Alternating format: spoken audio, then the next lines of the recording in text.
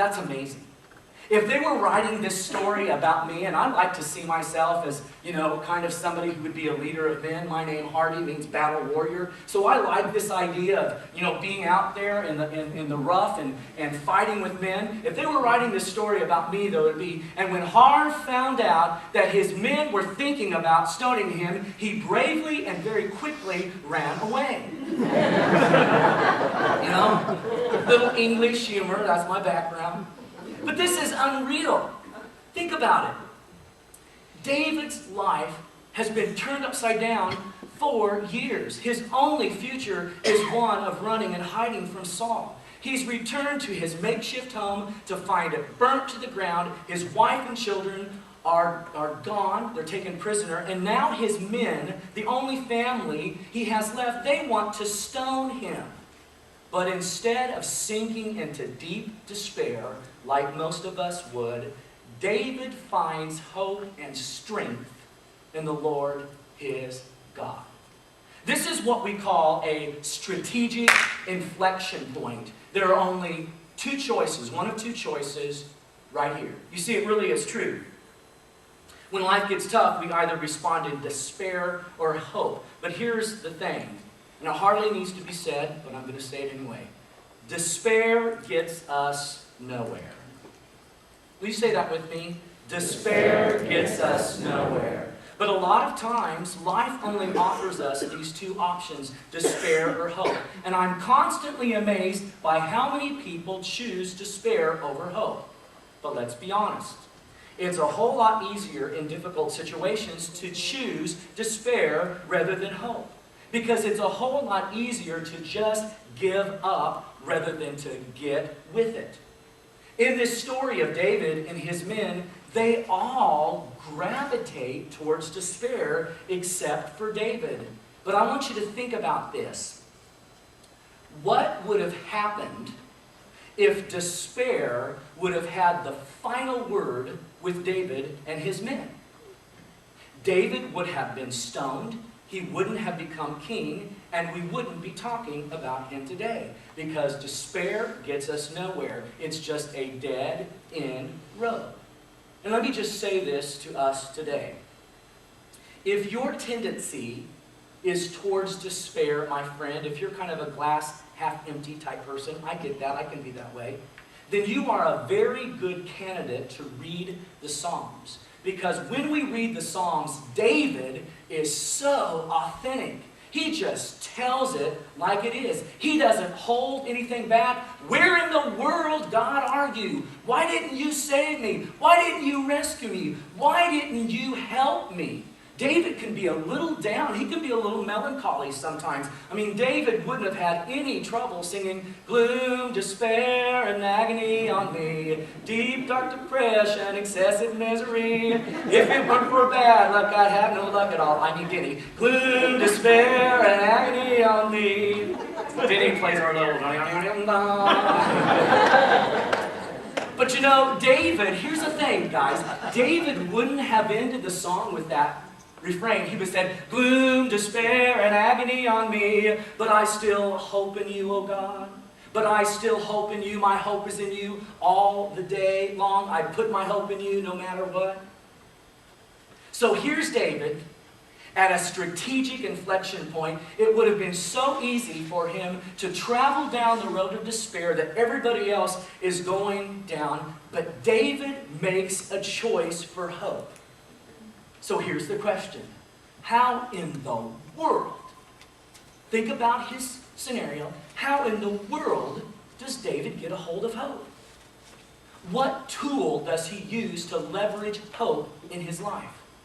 Well, here's what happens. This is so exciting. I love this story.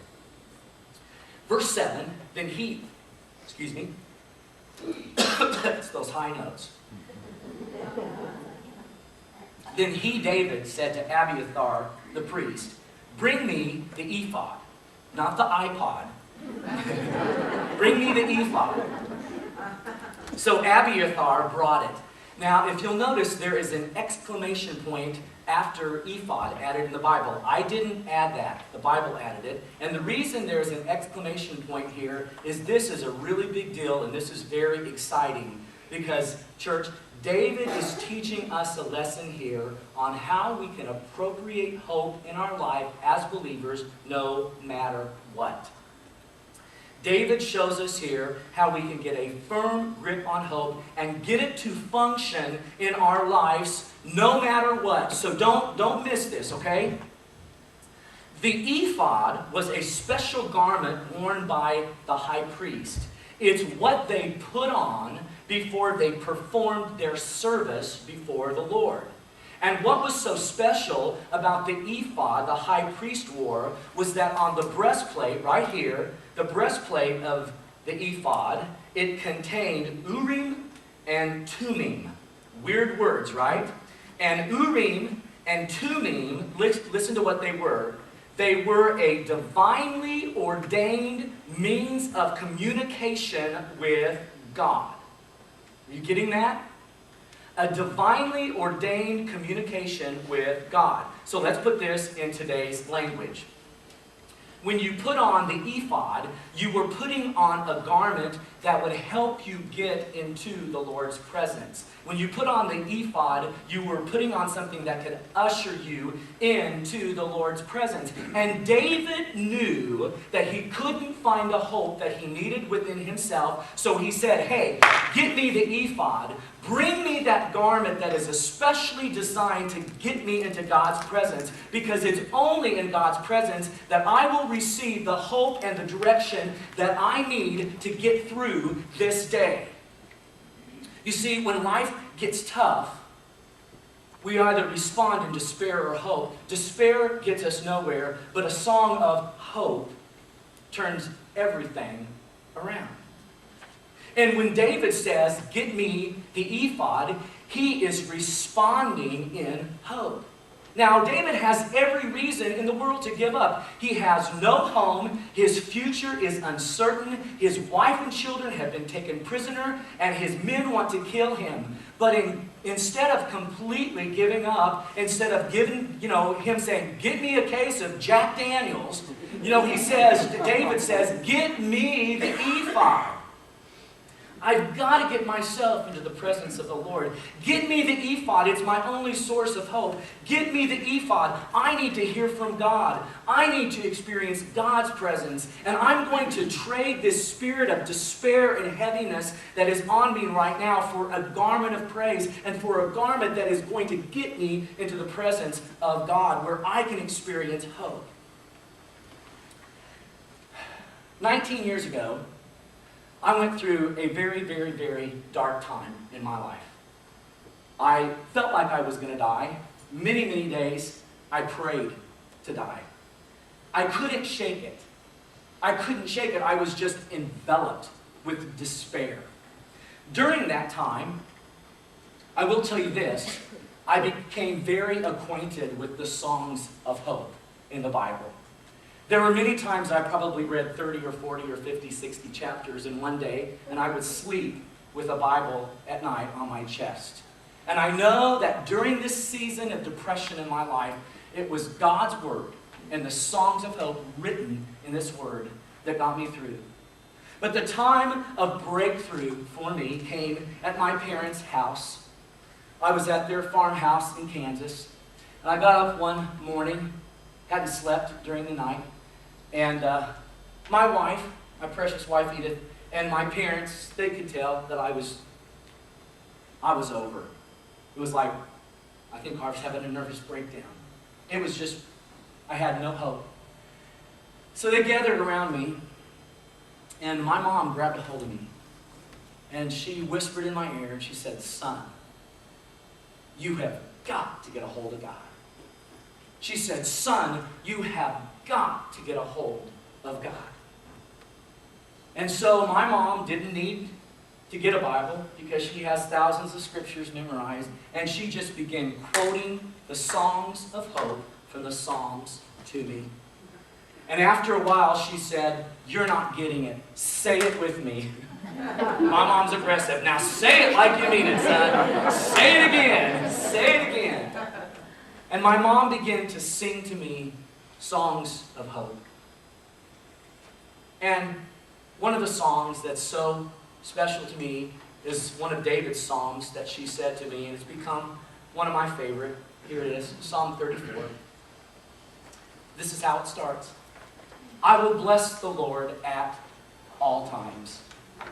It doesn't matter if Saul's trying to kill me. I'm still going to bless the Lord. It doesn't matter if my home has been burned to the ground. I'm still going to bless the Lord. It doesn't matter if my wife and children have been taken prisoner and my men are against me. I'm still going to bless the Lord. Listen, church, if you haven't figured it out by now, let me let you in on a small secret. The quickest way to get into God's presence is just to say thank you.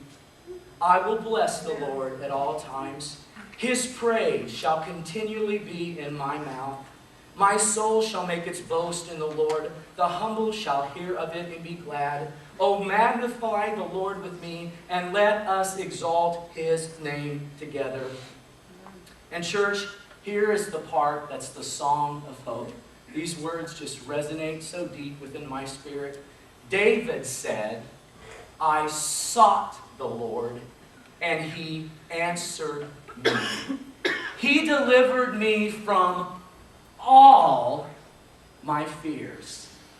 All my fears. And then look at what he says next. In the midst of the chaos of his life, he writes these words, those who look to Him are radiant. Their faces are never covered with shame. Sometimes I think this is my life verse. This poor man called, and the Lord heard him. And He saved him out of all of his troubles. David starts getting blessed when he thinks about this, and he starts telling us about how God orchestrates hope in our life. And he says, the angel of the Lord encamps around those who fear Him. He delivers them. And then he goes, taste and see that the Lord is good. Blessed is the man who takes refuge in Him, who places his hope in Him. Check this out. Nova, this is for you today.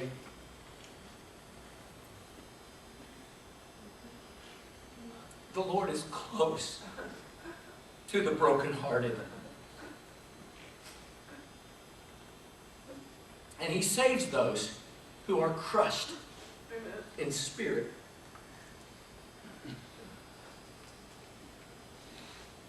The Lord redeems His servants. No one, listen, doesn't matter what you've done, doesn't matter where you've been. If you knew my life, you probably wouldn't listen to me today. If you knew about me what God knows about me, you wouldn't listen to me. But you know what? Here's my hope as your pastor. No one will be condemned who takes refuge and finds hope in Him. Do you see the depth and the weight of these words? Wow. It's a great song of hope, isn't it? And every time I read this song, and I read it often, I think about the season in my life where I went through deep, dark depression.